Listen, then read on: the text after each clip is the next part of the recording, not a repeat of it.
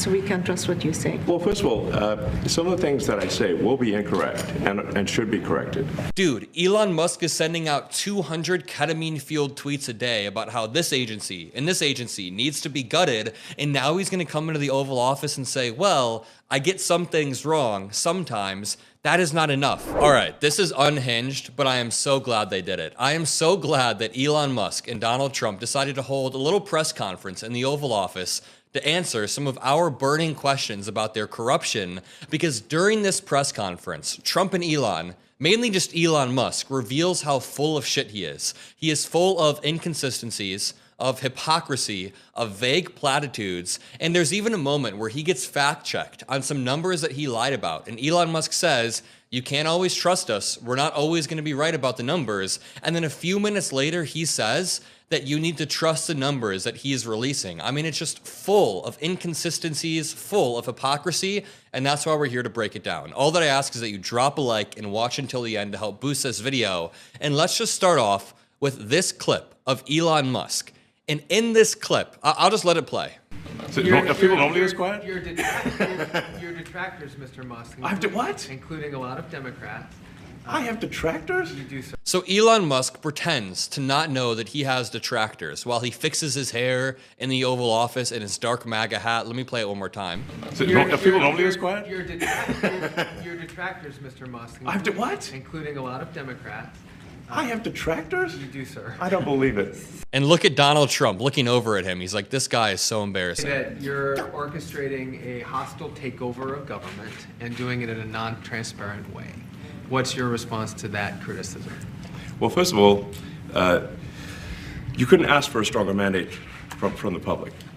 The public voted, we have a majority of the public voting for President Trump. We won the House, we won the Senate.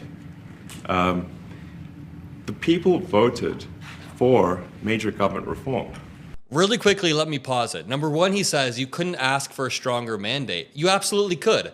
President Biden won the popular vote by a way larger margin than Donald Trump did. And also, he secondly says that the people voted for major government reform. Even if that were true, that is not what you are enacting right now. Elon Musk is enacting a government takeover with no checks, no oversight, no democratic input. It's just Musk and his hand-picked circle of young tech bros who are going around axing agencies. There is a difference between creating an efficient government and an unhinged government takeover that is done behind closed doors. Let me continue. There should be no doubt about that. That was on the campaign. The president spoke about that at every rally. The people voted for major government reform, and that's what the people are going to get. They're going to get what they voted for. And a lot of times, people that don't get what they voted for, but in this presidency, they are going to get what they voted for. And that's what democracy is all about. People voted for you to fix the government. They thought that Elon Musk was going to come in, and they thought he was, for some reason, a genius, and make everything more streamlined. Again, there is a difference between streamlining the Social Security and Medicare process versus nuking these things entirely. And I'm not saying Elon Musk has done that, but that's just an example. When Elon Musk comes in and completely axes USAID or the Department of Education or other Office of Personnel Management, stuff like that, that is different than creating efficiency.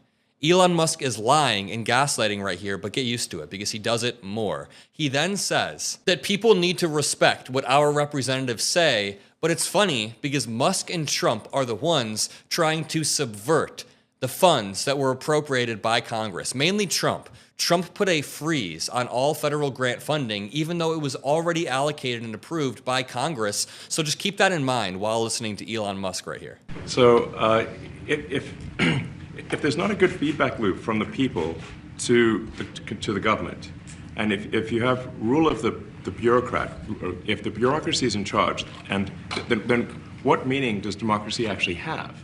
If the people cannot vote and have their will be decided by their elected representatives in the form of the president and the Senate and the House, then we don't live in a democracy, we live in a bureaucracy. Elon Musk is the bureaucracy. Keep that in mind. Even though he's trying to act like he's making the government more efficient, he is the bureaucracy. He is the deep state. And it's really rich, again, for him to cite Congress, like the Senate and the House, when Trump is the one currently trying to subvert the Senate and the House. So it's incredibly important that we close that feedback loop, we fix that feedback loop, and that the public's elected representatives, the President, the House, and the Senate, decide what happens, as opposed to a large, unelected bureaucracy. There is no way he is doing this right now. He said the President, Congress, the Senate, and the House, they need to decide what happens, not unelected bureaucrats. He literally just called himself out. He also uses this logic about a feedback loop. He says there needs to be a feedback loop. So if a representative is doing well, then they get voted back in. But if they're doing poorly, then they get voted out. Well, the only thing is, Elon Musk was not voted in by anybody. Elon Musk can't be voted out. He is the definition of an unelected bureaucrat going in, creating more problems than he's fixing. He's just relentlessly causing damage. But listen, watch him get fact-checked. Watch him get fact-checked to his face, because I love this one. And this is big numbers. Talking about $100 to $200 billion a year. Sure. Serious money. Mr. Musk, you said on X that an example of the fraud that you have cited was $50 million of condoms was sent to Gaza. But after fact-check this, apparently Gaza in Mozambique, and the program was to protect them against HIV. So can you correct the statements? It wasn't sent to Hamas, actually. It was sent to Mozambique, which makes sense why condoms was sent there. Yeah. And how can we make sure that all the statements that you said were correct, so we can trust what you say? Well, first of all, some of the things that I say will be incorrect and should be corrected. So nobody's going to bat 1,000. I mean, we will make mistakes, but we'll act quickly to correct any mistakes. Dude, Elon Musk is sending out 200 ketamine-fueled tweets a day about how this agency and this agency needs to be gutted, and now he's going to come into the Oval Office and say, well, I get some things wrong sometimes. That is not enough. Obviously, people make mistakes. People are going to get things wrong. We're not trying to set an unrealistic standard. We're just trying to set any standard whatsoever. You can't send off 200, again, ketamine-fueled tweets a day, all lies, just full of lies, and then say, well, we get some things wrong. I'm not sure we should be sending $50 million worth of condoms to anywhere, frankly.